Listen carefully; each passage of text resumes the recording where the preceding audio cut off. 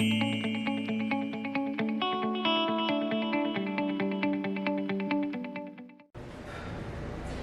बच्चों, तो देखो आज हम स्टार्ट कर रहे हैं अपने एडविक के चैनल पर क्लास 9 लास्ट क्लास 9 के मैंने बच्चों से कुछ बात की थी। तो बच्चों ने मुझे बोला कि सर चैप्टर नंबर ग्रेविटेशन के बारे में चैप्टर ग्रेविटेशन स्टार्ट कर दो पहले वीडियो में, क्योंकि कुछ हमें डाउट है तो हमें वहां से कुछ हेल्प मिल जाएगी। तो देखो मैं आज वही चैप्टर स्टार्ट करता हूँ, ग्रेविटेशन। और देखो ग्रेविटेशन की अगर मैं बात करूँ, सिंपल सी चीजें हैं। फॉर एग्जाम्पल मेरे पास दो मार्कर है, मैं नीचे फेंकता हूँ, नीचे गिर रहे हैं ना। और यार याद करो, एक सबसे छोटी बात है, कहानी सी बनी हुई है आज से, कि न्यूटन पेड़ के नीचे बैठा हुआ था और ऊपर से एक सेब गिरता है, एप्पल गिरता है। तो वहां से न्यूटन ने, यानी जो न्यूटन साइंटिस्ट है हमारे, उन्होंने बताया कि एक फोर्स है जो इसे नीचे की तरफ खींच रहा है। उस फोर्स को उन्होंने नाम दिया ग्रेविटेशनल फोर्स। अगर मैं बात करूं ग्रेविटेशन फोर्स के बारे में, देखो ग्रेविटेशन सिंपल सी बात है, यानी कि जो चीज अट्रैक्ट करे, यानी कि एक तरह का कैसा फोर्स हुआ, अट्रैक्टिव फोर्स। तो मैं इसको एक नाम देता हूं यहां पर, अट्रैक्टिव फोर्स है। कौन सा फोर्स? ग्रेविटेशन। ठीक, एक और चीज आती है यार, फोर्स के बारे में हम बात करते हैं, फोर्स को दो तरीके समझते हैं, एक स्ट्रॉन्ग फोर्स होता है और एक वीक फोर्स। तो यार ये ग्रेविटेशन फोर्स स्ट्रॉन्ग होगा वीक होगा? अब सोचो एक बार, स्ट्रॉन्ग और वीक दो सिंपल सी बातें हैं। अगर मैं इसे नीचे गिर रहा हूं, नीचे जा रहा है, इससे नीचे गिर रहा है, नीचे जा रहा है, तो कुछ भी चीज नीचे फेंकूंगा नीचे गिरेगी। इवन हम भी गिरेंगे तो नीचे ही जाएंगे, यानी कोई भी चीज नीचे गिरती है, यानी ऊपर से नीचे गिरते नीचे ही पहुंचेगी सरफेस पे।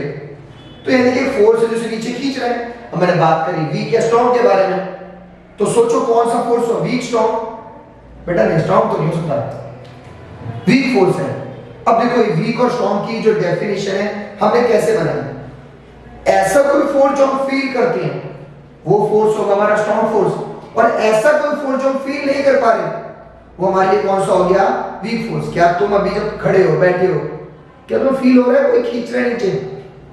नहीं हो रहा ना। जब तो फील नहीं हो रहा तो उसको क्या कहेंगे, वीक फोर्स। तो हमारा ये कौन सा फोर्स हुआ ग्रेविटेशन, एक वीक फोर्स।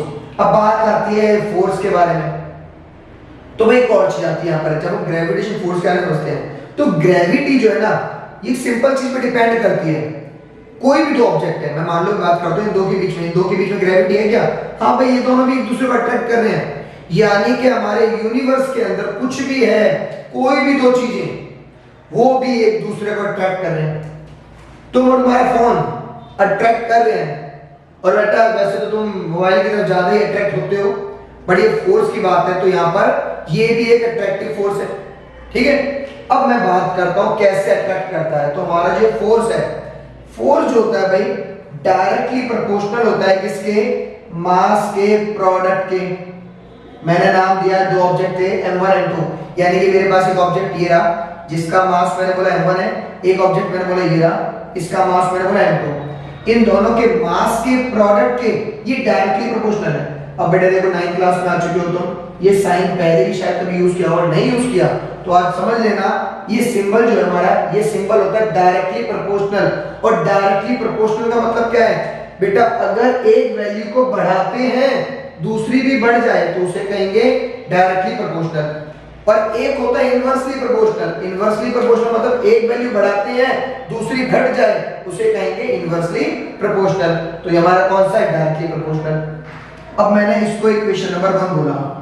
अब हमें एक और बात पता है कि फोर्स जो है इनवर्सली प्रोपोर्शनल है, इनके बीच में जो डिस्टेंस आ रहा है उसके स्क्वायर के, ये डिस्टेंस मैंने नाम दिया r, तो डिस्टेंस के स्क्वायर के।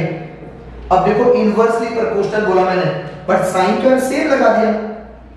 मैं बोल रहा हूं इनवर्सली, अब मैंने बोला था कुछ देर पहले डायरेक्टली प्रोपोर्शनल के लिए, तो यार इनवर्सली कैसे हो गया? अब एक और बात सुनना, अगर कभी फ्रैक्शन में वैल्यू लिखी जाएगी तो वो इनवर्स फॉर्म होगी ना, तो इसीलिए उसको कहते हैं इनवर्सली प्रोपोर्शनल।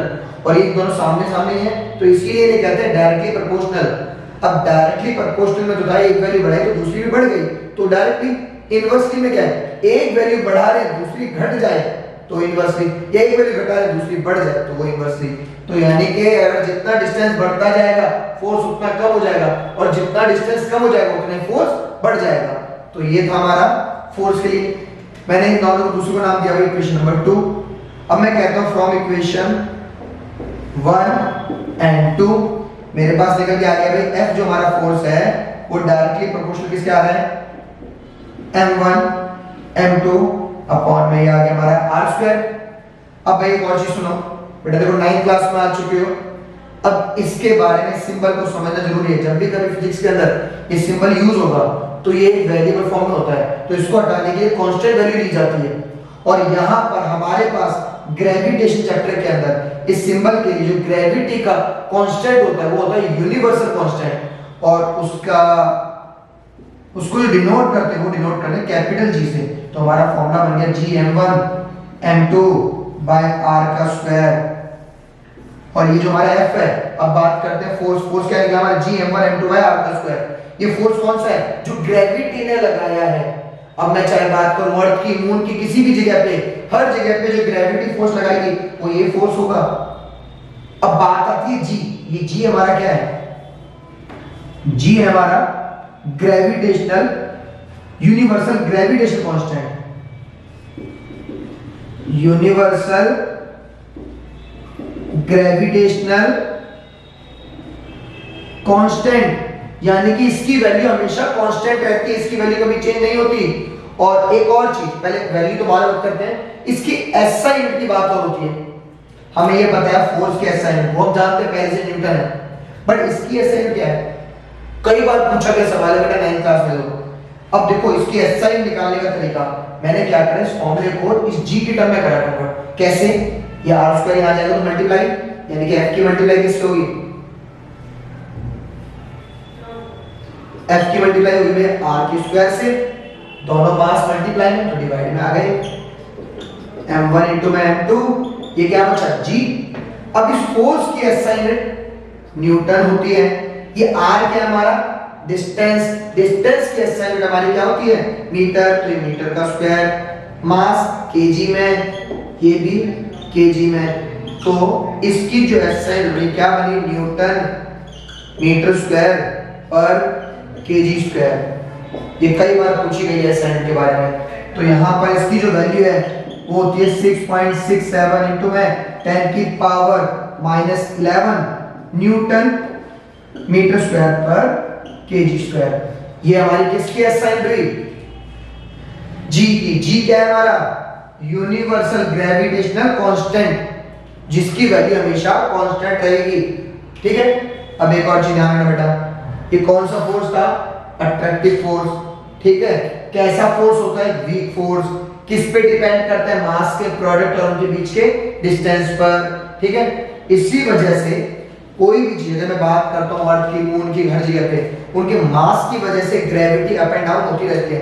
हमें पता है, हमने सुना है कई बार कि मून की ग्रेविटी अर्थ की ग्रेविटी के 1/6 है। तो ये डिफरेंस क्यों आया इसका, भाई डिस्टेंस की वजह से, और दूसरी वैल्यू बड़ी इसकी वजह से, क्या, इसके मास की वजह से। अब हमें पता है मून का मास कम है, मून छोटा है, तो इसी वजह से ग्रेविटी भी कम हो गई।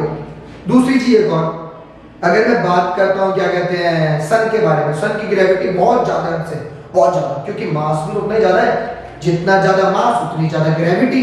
क्यों ग्रेविटी ज्यादा है, क्योंकि देखो हमने पढ़ा क्या, मास का प्रोडक्ट बढ़ेगा तो फोर्स बढ़ेगा। कौन सा फोर्स है, ग्रेविटेशनल फोर्स तो है ये, समझे। इसे बेटा एक बार नोट करो, मैं फिर आगे बढ़ाता हूं। देखो बेटा, अभी तुम ये समझ गए ग्रेविटी के बारे में। अब हम बात करते हैं अपनी अर्थ पर, ग्रेविटी कहां पर कम कहां पर ज्यादा हो सकती है। तो देखो बेटा एक बात ध्यान रखना, अगर हम अपनी अर्थ की शेप के बारे में बात करें तो देखो हमारी अर्थ शेप में प्रॉपरली गोल नहीं है, तो यहां हल्की सी फ्लैटेंड है, यानी कि पोल पर हल्की सी फ्लैटेंड और इक्वेटर पर हल्की सी बाहर निकली हुई है।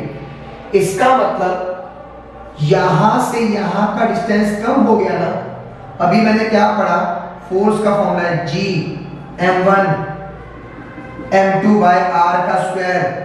अब सोचो डिस्टेंस अगर कम हो जाएगा तो फोर्स बढ़ेगा या ज्यादा होगा, मैंने क्या बताया था, इनवर्सली प्रोपोर्शनल। ये कम हुआ तो फोर्स ज्यादा, यानी कि ग्रेविटी इज मोर ऑन कहा पोल पर, और अब बात करते हैं अगर इक्वेटर की, इक्वेटर पे ग्रेविटी ज्यादा हो जाएगी, सॉरी रेडियस ज्यादा हो जाएगी, डिस्टेंस बढ़ गया, क्योंकि ये तो यहां से हल्की सी बाहर निकली हुई है। जब यहां ये जाता है, सोचो इसकी वैल्यू बढ़ गई तो फोर्स हमारा कम, यानी कि gravity is less on equator. तो अब बात याद रखना बेटा कि अगर हमारे अर्थ के अकॉर्डिंग बात की जाती है तो gravity place to place vary करती है, और प्लेस टू प्लेस वेरी कैसे करती है कि अगर हम पोल की तरफ जाते हैं तो ग्रेविटी क्या हो रही है, बढ़ रही है, और इक्वेटर पे जाते हैं तो ग्रेविटी कम हो रही है। सिमिलरली अगर हम मान लो, मैं बोलता हूँ पहाड़ों पे जाते हैं, हमारे पहाड़ों पे जाने से हमारी हाइट बढ़ गई तो हमारा डिस्टेंस बढ़ गया अर्थ के सरफेस से, अर्थ के सरफेस से बात करूं या अर्थ के सेंटर से, जब डिस्टेंस बढ़ गया, डिस्टेंस बढ़ा तो ग्रेविटी कम, और अगर हम अंदर की तरफ जाते हैं तो ग्रेविटी क्या हो जाएगी हमारी, ज्यादा। तो बेटा देखो ये चीज ध्यान रखना। आज मैं इतना करता हूं, नेक्स्ट क्लास में इसी टॉपिक के न्यूमेरिकल, उसके बाद केपलर्स लॉ और आगे का टॉपिक करेंगे कंटिन्यू। ठीक है बेटा, आप इतना आज पढ़ लो, इसे नोट करो, और इसके बारे में पढ़ना, अगर डाउट रखते हैं तो मुझसे आप पूछ सकते हो। ठीक है बेटा, आज के लिए बाय, बाकी हम नेक्स्ट क्लास में करते हैं।